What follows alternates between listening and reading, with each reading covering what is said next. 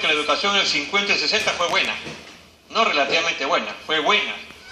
Pero la pregunta es, ¿a cuánto de población atendía el Estado? Porque cuando se dice que la década de 70 y 80 fue masificación y cantidad versus calidad, la pregunta es si era necesario esa masificación de la educación. Yo reconozco en el gobierno de Velasco que hubo una buena política de educación y que la masificación era fundamental, porque ¿qué porcentaje de analfabetismo teníamos antes de Velasco? Por lo tanto, cada gobierno cumplió con lo que le correspondía. Si no se hubiera masificado la educación escolar y la educación universitaria, tendríamos que el grado de analfabetismo hubiera crecido o estuviera mucho más alto que lo que tenemos ahora. Que después fue mejorando en la medida de que hubo más dinero, que hubo infraestructura educativa, por supuesto.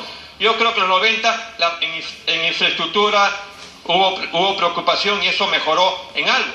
Y que durante el gobierno del señor presidente Toledo y del señor presidente García mejoró, por cierto, y que este gobierno tiene que ir creciendo porque las metas son muy importantes, pero además aquí se ha dicho a lo largo de las últimas décadas que la educación no es un gasto, sino es una inversión. Y es una inversión que no solamente tiene que hacer el Estado, sino también la empresa privada. Pero yo quiero decir, presidente, saludo al ministro por su valentía. Por su valentía en reconocer algo que es fundamental y que los maestros han ido constantemente reclamando y diciéndole, y solamente lo tildamos de izquierdosos, lo tildamos de revoltosos y no le damos la razón en lo fundamental. El salario real de los docentes sufrió una importante caída de la que aún no se recupera. Muy bien, ministro, eso es ser honesto y lo felicito por esto. Y ahora hay que hacer el esfuerzo para que los maestros puedan recuperar el salario que le correspondía. Pero además el ministro ha tenido la valentía de decir que el presupuesto, cuánto se gasta el presupuesto público en educación y cómo el Perú está muy debajo de lo que corresponde.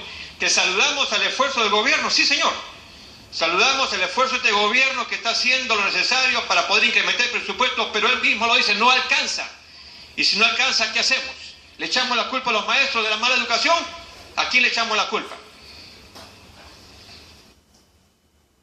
Me está pidiendo interrupción el congresista Abón, presidente, si usted lo considera. Presidente. Ministro, la mayoría de congresistas y el que habla recorremos el país. Su diagnóstico es bueno, las propuestas son buenas, pero la realidad es otra. Fíjese usted, colegios emblemáticos que no tienen infraestructura, que no tienen, personal. Hemos invertido un montón de plata y no hay administrativos. Colegios rurales y colegios urbanos que no cuentan con servicios básicos. Termine. He estado en Cajamarca, ministro, en las zonas rurales, en algunos distritos, nos encontramos que hay 2 servicios higiénicos para 200 alumnos, hombres y mujeres.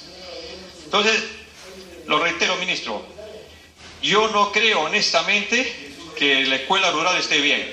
Yo no creo que la escuela rural esté alcanzando a la escuela urbana. Ministro, la realidad, los funcionarios se lo tienen que decir, que visiten la zona. La realidad es que tenemos una escuela completamente nula para la gente del mundo rural, incluso para los distritos de las grandes ciudades que son pobres.